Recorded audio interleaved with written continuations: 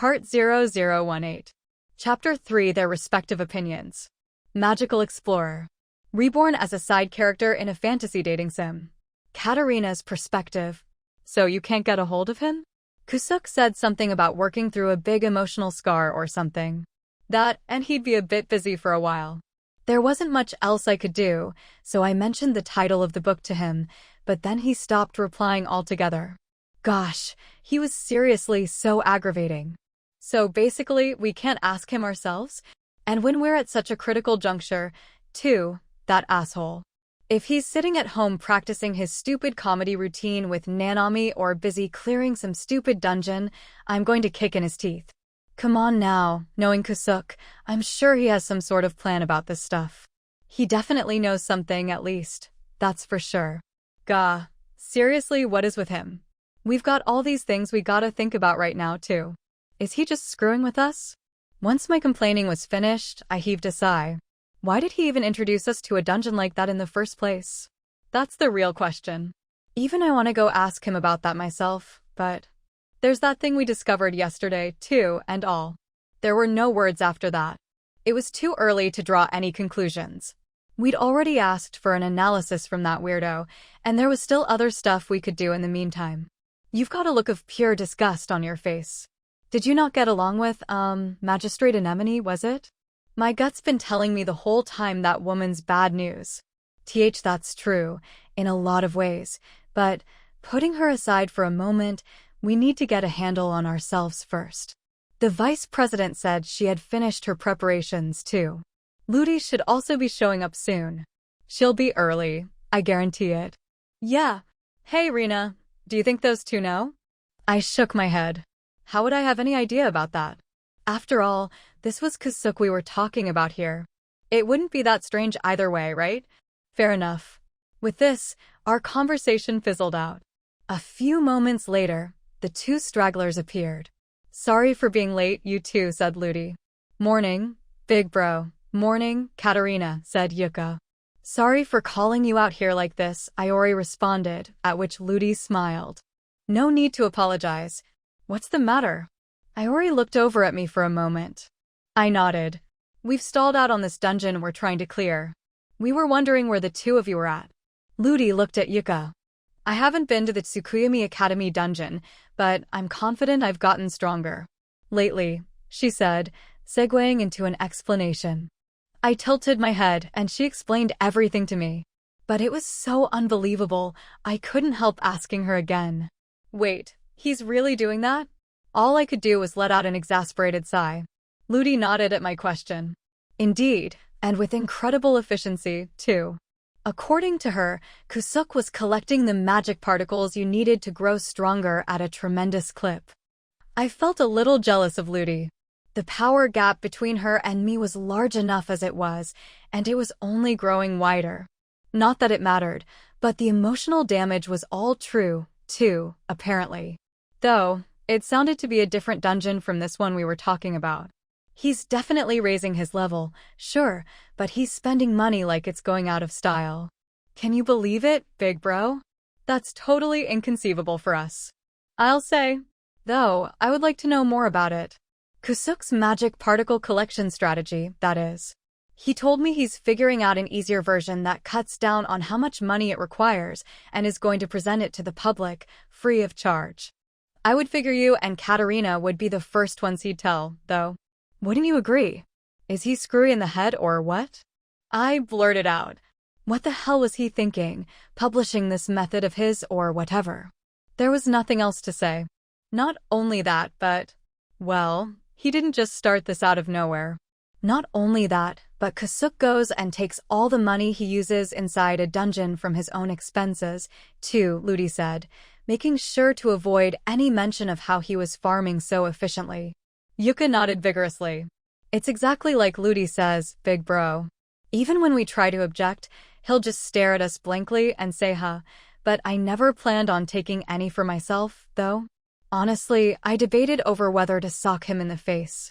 Yuka angrily muttered some stuff I didn't really understand about feeling like she was watching the protagonist from a show she had seen before, an all-powerful character who gets reincarnated in another world. But you did smack Kusuk. with a smile on your face. I mean, he was happy about it, so what's the big deal? Honestly, I deserve some recognition for holding myself back from doing more.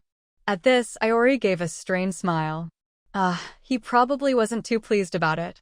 Takioto doesn't just have a screw loose, it's like he's got all the cosmos packed in that head of his. You never know what that guy's thinking. Don't you feel the same way? I suppose that's true, Iori replied, siding with Yuka. Sometimes I don't really get what Kasuk's thinking, either. That's exactly why we called you two here today. What do you mean? Ludi asked. I think you two are aware of this already, but Kasuk's introduced me to a few dungeons. Yuka and I nodded. He hadn't limited his recommendations to Iori, either. He was introducing different dungeons to everyone. And well, about that. Lately, I've gotten the sneaking suspicion that he told me about those dungeons for a particular reason. What did he mean? I thought as I looked at Yuka. However, she looked just as confused as me. So you two really don't have any clues either. I was thinking about asking Lieutenant Mizumori about it, too. Do you want me to try asking Yukain for you? Though, it'd probably be better to ask Kasuk directly. Actually, Yukain's been kind of busy these days, hasn't she? A little bit standoffish, too, Yuka said. Really? I thought she was always busy. I mean, sure, but it's a little weird. Huh? Then I guess I'll have to ask Kasuk. Or at least, I'd like to. It's like, impossible to get a hold of him right now. What about at home? I asked, picking up where Iori left off. However, the other two both looked at each other and said, He's basically the same as always, right? Well, if you're really curious, big bro, I could ask him about this at home for you. Sure, I guess, but I still feel like he won't tell you anything. I bet Nanami wouldn't either. I seriously couldn't imagine talking to that mate of his. I glanced at Iori. He looked unsure about how to broach the subject, so I jumped on it. Well, go ahead and ask them about the book, I told him. Yeah. Sorry, you too, but can I bring up something else for a second? Iori's expression grew solemn as he spoke. Do you two know about the Book of Raziel? The Book of Raziel? Ludi and Yuka exchanged looks. I know the legends and stuff about it, but... Wait, did you get your hands on it, big bro? Come on, let me see. Yuka said half-jokingly with a smile. Had they not heard of the book? In complete contrast to Yuka's smile, Iori's face remained clouded. Of course I don't have it. But if I told you it might actually exist, what would you say? Yuka made a sober expression. If the Book of Raziel did actually exist, a war would probably break out in the worst-case scenario. Iori nodded at Ludi's response. That's why I want to share this information with you. Also, I'm not totally sure about this, but we could be dealing with something far worse than war if the book really exists. Something even worse than war? Just what exactly would that even be? I probably don't have the same knowledge on the subject as you three, but Raziel is a famous angel, right? Yuka asked.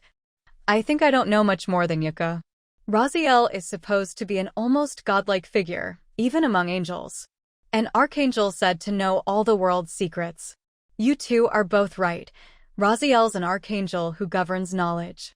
The Book of Raziel she possesses contains information on everything and anything, even the fundamental laws of the world. Ludi nodded.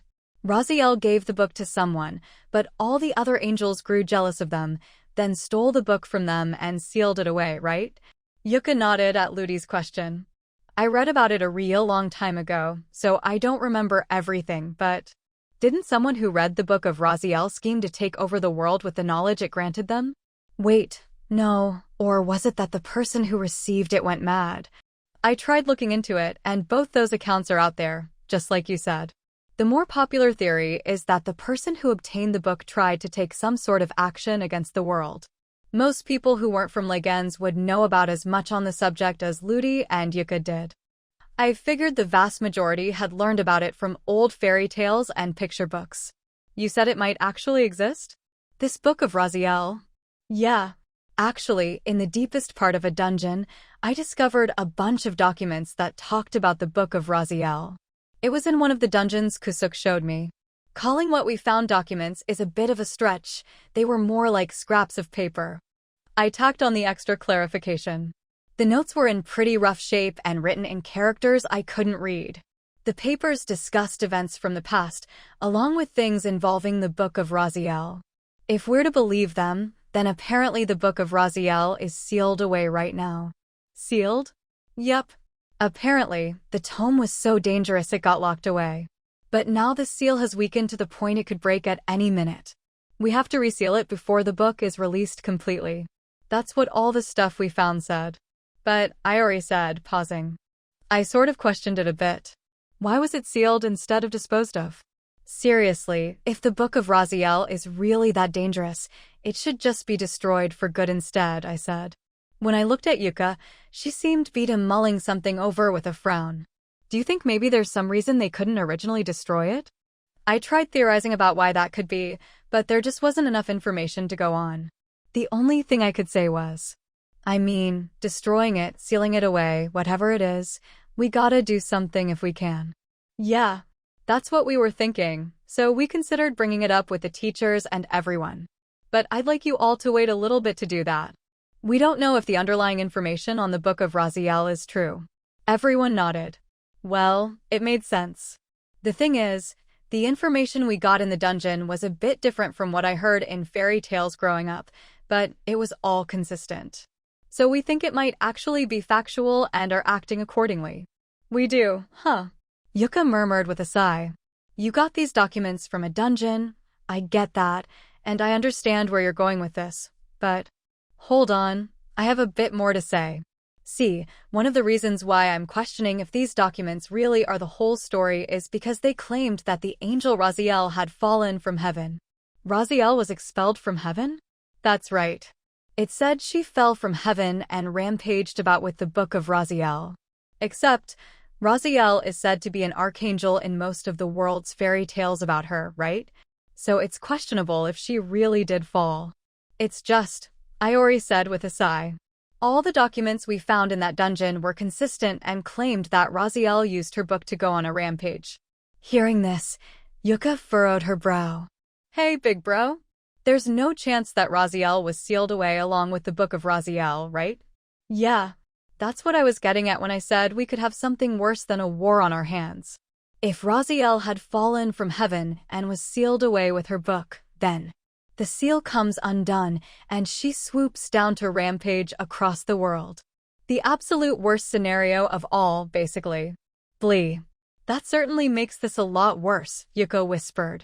Looking at her, Ludi and Iori both winced. You two catch on quick. Yep, that's the thing. According to the documents, the location of the seal is somewhere close to campus, but we don't know where, specifically. If we did, we could go there and see the real thing, but that's when a question came to mind. Iori paused. Then he continued with a sigh. What if someone already has the Book of Raziel? Oh, come now, there's no. I get it. Ludi nodded. It was clear the same person had come to mind for her too. I've talked with the people in the student council, too, but there's one person who's been highly suspicious. You mean Kasuk? Ludi offered his name. I agreed. The way he acts is totally strange. He gives us info about dungeons that no one even knows about, and he's getting stronger way faster than anyone else. Almost as if he found the Book of Raziel, Iori said, adding to my comment. Well, you definitely have a point, Yuka said. Ludi was living with the Hanamura family, so she'd spent the most time out of any of us with the dude. She lowered her eyes as though she was thinking something through. Glancing sidelong at her, Iori continued. It's possible that he's working to undo the seal to try using the Archangel Raziel, or being manipulated by her to do so, right? But even if Takioto does have the book, his behavior still doesn't make sense, right? Why would he tell us where all these dungeons are when he could just get stronger himself instead? Maybe it's all part of his strategy? I get it. Haha, you say some funny stuff, big bro. Ha ha ha. Yuka laughed for a moment, then smiled. Come on, that's absurd. And you're not just arguing based on emotions here? It's still absurd, even when looking at it logically. I'm sure you already know this, but Takioto isn't stupid even though he's an idiot. He's an idiot, but he isn't stupid. Sure, Takioto keeps a lot of secrets, is a pervert, talks like a creepy old guy sometimes, and likes older women just as much as he likes little girls, but... Yuka glanced at me. That's a little bit too scathing, isn't it? I sort of got where she was coming from, sure, but there was one comment I had to make here. Why'd you look at me when you said little girls? Hey, don't ignore me. I mean, not that I wasn't aware I was petite already. It'd be weird for him not to do something obvious. I know what you're trying to say here, Ayari. But even if that was the case, the way he's been acting wouldn't add up. Something obvious? If Takioto did have this big scheme thought up, then do you really think he'd risk his life trying to save me? Now that you mention it, I might not even be here right now if Kasuk hadn't saved me, Ludi said.